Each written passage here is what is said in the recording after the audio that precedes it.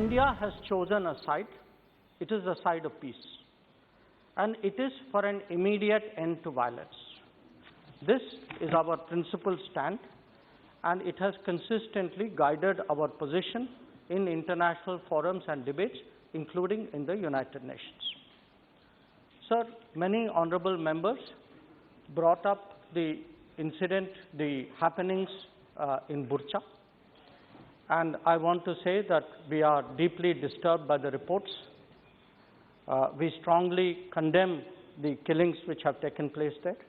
This is an extremely serious matter, and we support the call for an independent investigation. Sir, the conflict in Ukraine has had significant consequences for the global economy and for our national economy.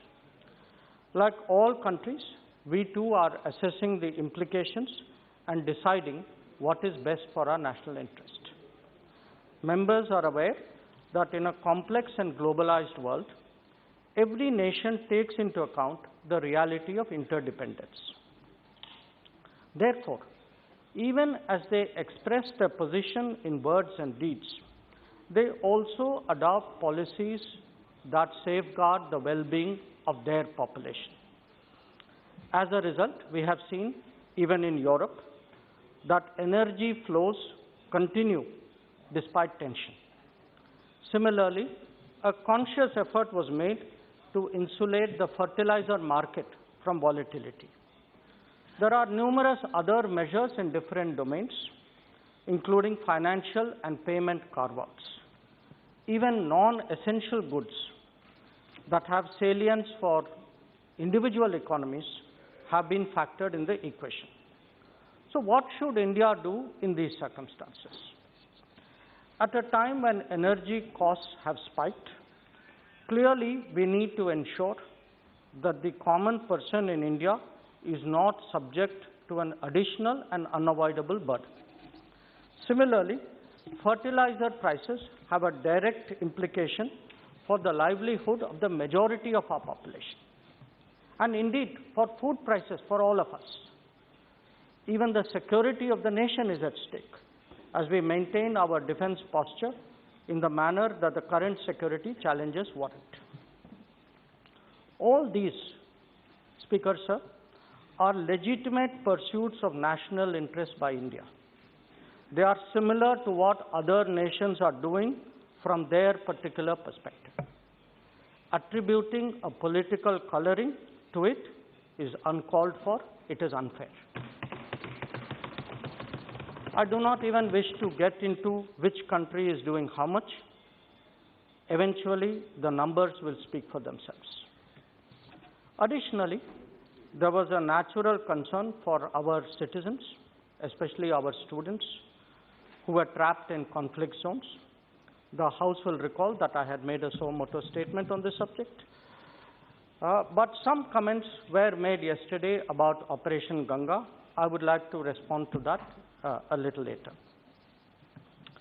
Now, keeping these factors in mind, what should be our national strategy? The government believes that it should have 4 elements. 1, in terms of diplomacy, India continues to press forcefully for an immediate cessation of hostilities and an end to violence. We encourage talks between Ukraine and Russia, including at the level of their presidents. Prime Minister has spoken to them both himself in this regard. This was precisely the message that was conveyed to Russian Foreign Minister Sergei Lavrov when he was in Delhi. If India can be of any assistance in this matter, we will be glad to contribute. 2, the ground situation calls for urgent humanitarian relief. We have already provided 90 tons of relief material, and I was glad to see that many honorable members yesterday noted it and appreciated it. And we did it even while we were in the middle of an evacuation. So I think that also is a factor that should be recognized. Ukrainian Deputy Prime Minister Yulia Svydorenko called me a few days ago to request the supply of more medicines. The House will be glad to know that this is underway and delivery should start very soon. 3. We will work with the international community and partner countries to mitigate the economic hardships that are resulting from this conflict. Obviously, our focus is to soften its impact on our own economy. But equally, there are partners who are going through very tough times. Coordinating on lowering energy prices is one collective initiative. In the case of a neighbor like Sri Lanka, we are even supplying fuel on credit and food on credit. Food security is another major concern. India has been approached for the supply of wheat and sugar by many countries, and we are responding positively. The House will be glad to know that whether it is basmati rice, non-basmati rice, sugar, wheat, we have in fact our exports in the last quarter has gone up very, very substantially. We have delivered for the world in terms of vaccines. We did it earlier for medicines. So I would like to assure the House, sir, through you, that we will also step forward where global demands for food, grains, and other materials are concerned, and we will do it in a manner that is helpful to the global economy, which will not take undue advantage of countries in distress. 4, there are issues like the supply of edible oil. Some members referred to it yesterday because we import sunflower oil in very large quantity from Ukraine, or of fertilizers that I spoke about. Now, our commercial diplomacy has to find additional sources to address this disruption.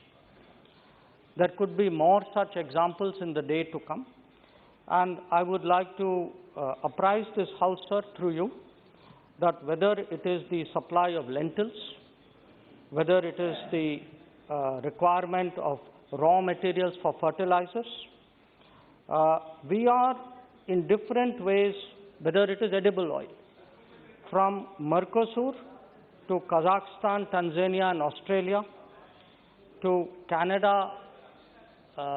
We are really looking today at global markets to see how we can lighten the burden for the common people in India as a result of this crisis. Let me say, sir, that overall, therefore, India's approach will be to promote dialogue to end the conflict, mitigate economic distress for itself and for the world, and to work with its partners to these ends. I can also say that many other nations who have engaged us recently at the level of Prime Minister, at my level with other ministers, they share such a view. Many of them are glad to work with us. Many of them are pleased that we have taken the lead in many of these issues. I would, sir,